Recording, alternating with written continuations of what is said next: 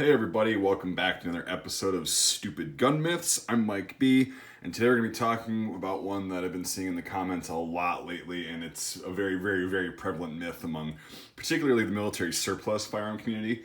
And that's the whole, oh, I know this rifle was in combat and probably killed somebody. Well, I'm going to kind of tell you why that's probably not the case in about 99% of all cases.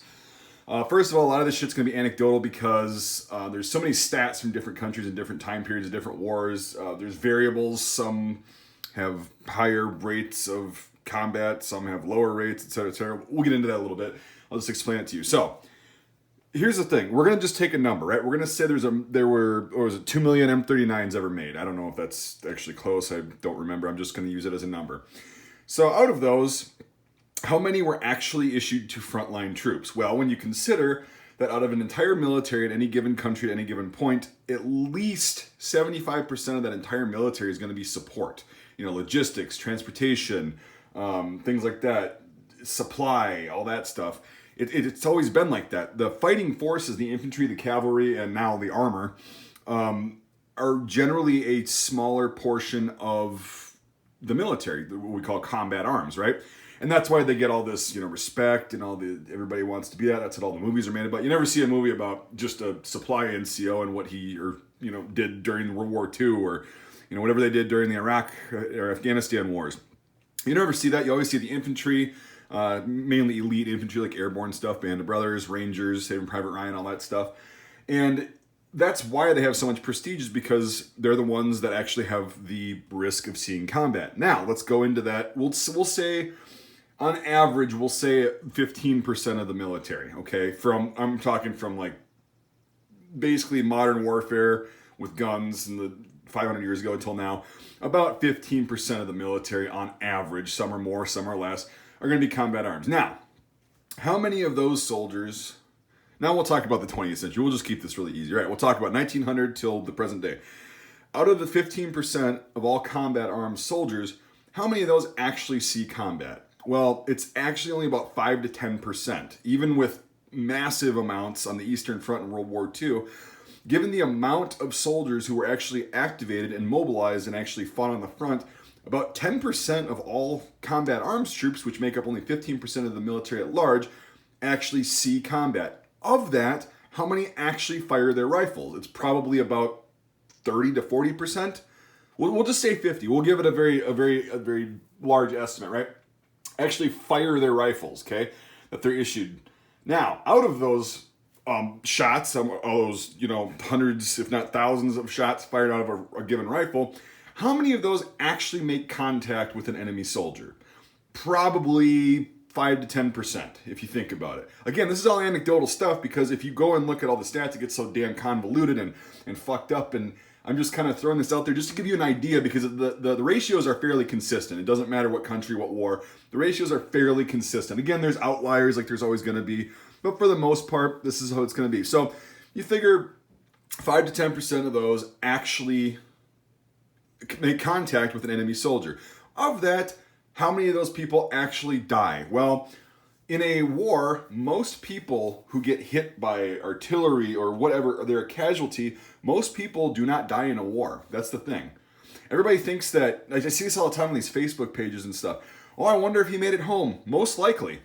People, the usual case scenario, if somebody was in a bad position, they get wounded, right? Once, twice, 3 times, 4 times, however. But most people in a war actually don't die. It's a matter of trying to... It's not just about killing more people. It's about attrition. It's about, okay, well, their supplies are running out at home. We're blockading them. It's just a matter of time before they surrender. It's a matter of a game of many different factors other than just the death toll. Sure, that counts, and you have to take area by force, but not everybody dies in a war. Very few people actually die, percentage-wise, from the amount that served, and then the smaller amount that are actually in combat and fire their weapon at the enemy and get shot at and return fire. And even today, it's a very small number of a very small number of a very small number of the population. So we'll just say, so there's 2 million of these, right? So of that number, we'll go down and we'll say probably, we'll just say 200,000 of these were issued to combat arms troops, the M39, through the Winter War and the Continuation War. or K98, any one of these rifles, the Lebel 1886-93, of that number of rifles, how many of those actually do you think were fired in combat? Sure, training, all of these rifles, I guarantee you, were fired in training. Guaranteed. So it's when you say you have an unissued firearm, you probably do, but it's probably still been fired. It was just really well maintained. But again, in that case, there's also rifles that were never fired, not even test fired at the factory. Or maybe they were, but like I have a K31, a Schmidt-Rubin rifle that, or no, it's not a Schmidt-Rubin, my bad, I misspoke. I always do that. It's not a Schmidt-Rubin. I have a K31 rifle, Swiss rifle, that was clearly unissued. It wasn't even carried. It probably sat in a rack for its entire service life. That's fine. That's cool. Guarantee you that never shot anybody. It probably wasn't even fired during training. Because here's the thing. Just because you're issued a rifle does not a combat troop make you. So you're going to want to issue everybody that's, can carry or possibly carry a rifle just in case, especially with modern warfare. But of that, a lot of these rifles actually just sat in racks, or they were carried a lot. Like this one, my K98, was the first one I ever got. You can tell with the patina, this thing was carried and used a lot. Maybe it was in combat, maybe it wasn't. I don't know. The bore was pretty damn worn out, but it's not as bad as some that I've seen.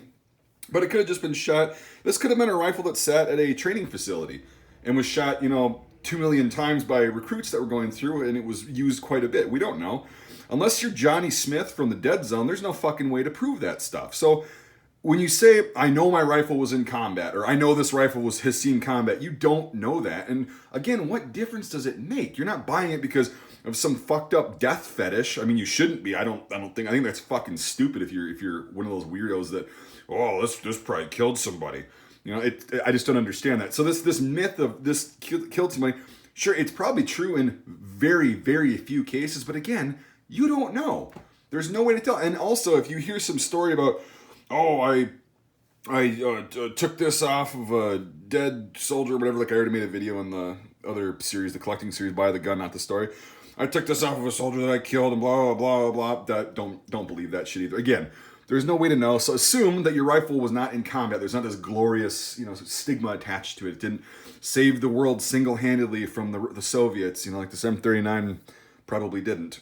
It honestly probably sat in a rack somewhere and was carried for a while, taken care of, thrown in a rack for the next 50 years or 30 years at that point, and then sold as surplus because they came out with new stuff.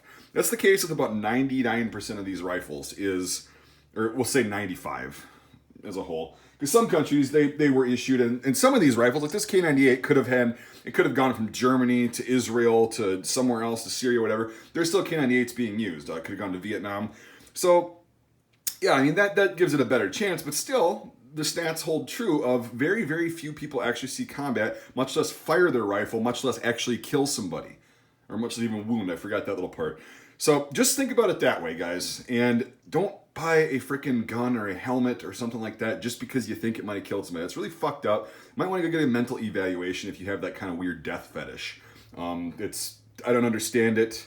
I guess everybody's got their thing. It's just kind of weird to me. But anyway, all right, we'll wrap this video up a little bit. Maybe I'll rant some more, like I always say, because usually it's about a 5-minute warning when I first say that. But anyway, thank you for watching, everybody. I hope you guys understand where I'm coming from on this video, and let me know what you think.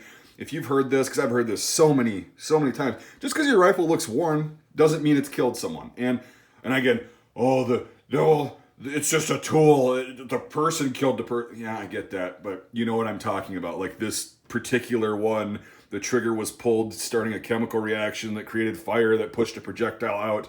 It's a whole thing. So technically, the bullet killed the person.